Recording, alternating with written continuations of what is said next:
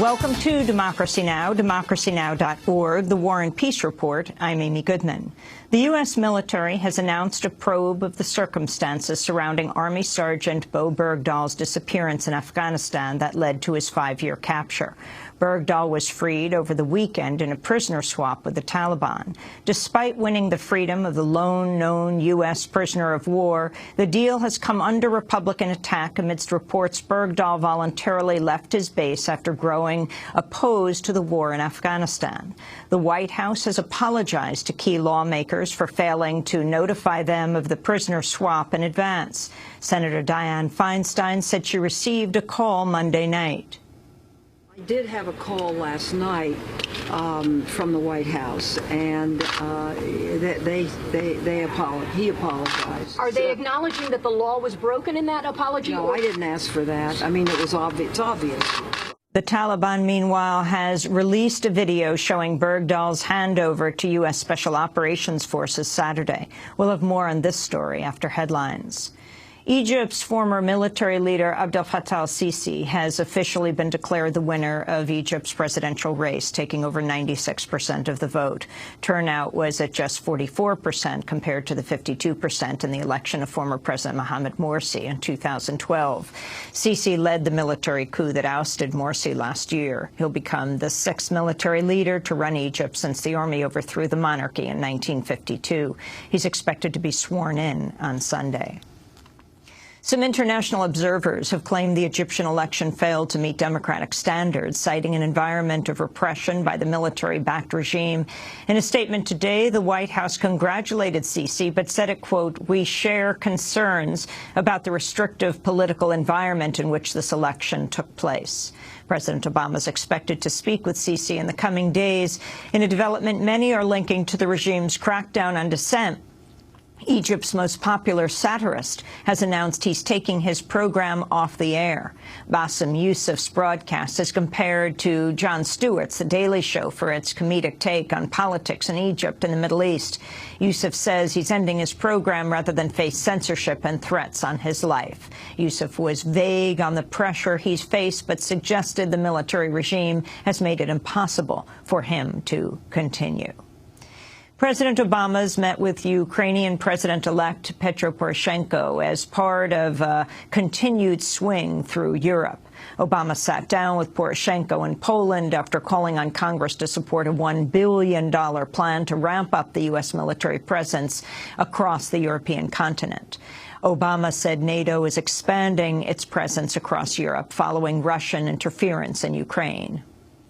Given Russia's actions in Ukraine, NATO has increased its presence across the region from the Baltics to the Black Sea. I thank our allies for the contributions they're making, and I'll be discussing the initiative that I announced today to bolster the U.S. presence in Europe. The U.S. is renewing diplomatic ties with Somalia for the first time in 23 years. The State Department says improving security conditions will lead to the appointment of a U.S. ambassador and the reopening of the U.S. mission in Mogadishu.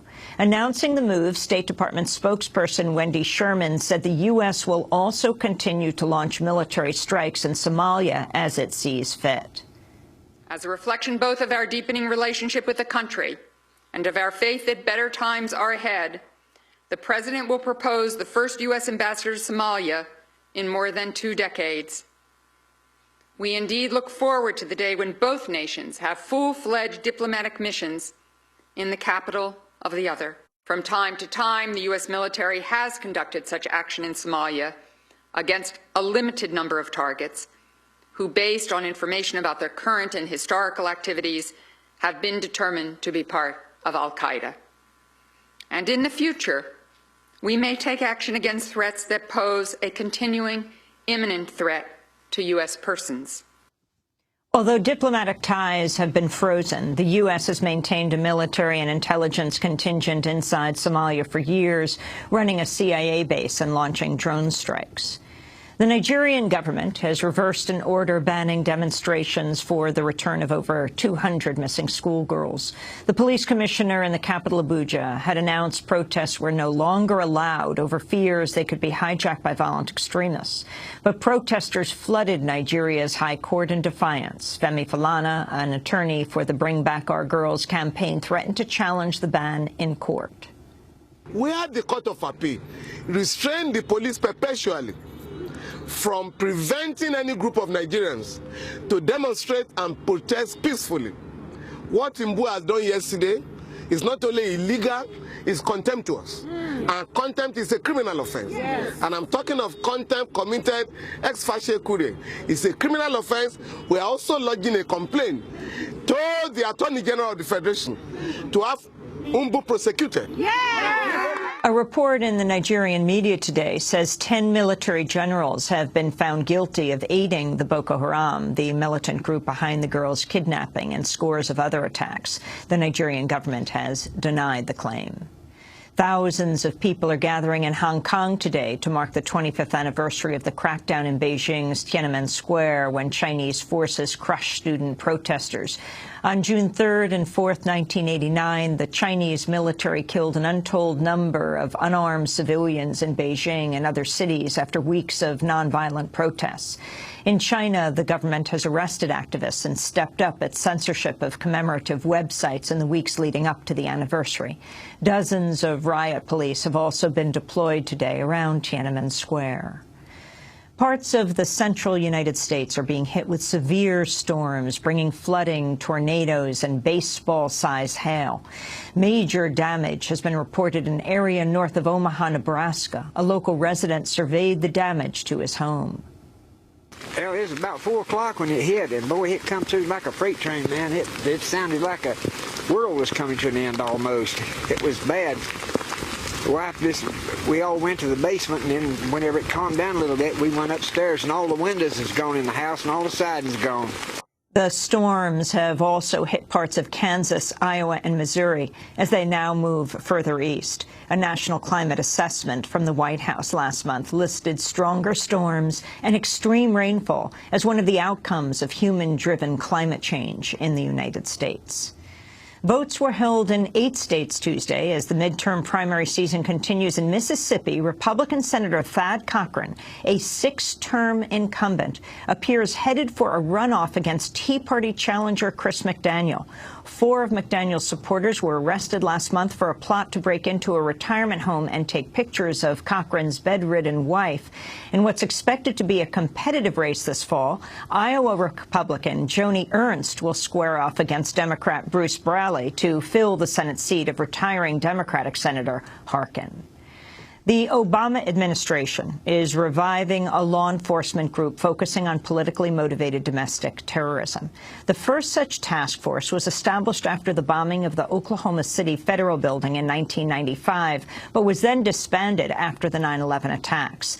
The Justice Department says it's reestablishing the unit following a spate of attacks from homegrown extremists.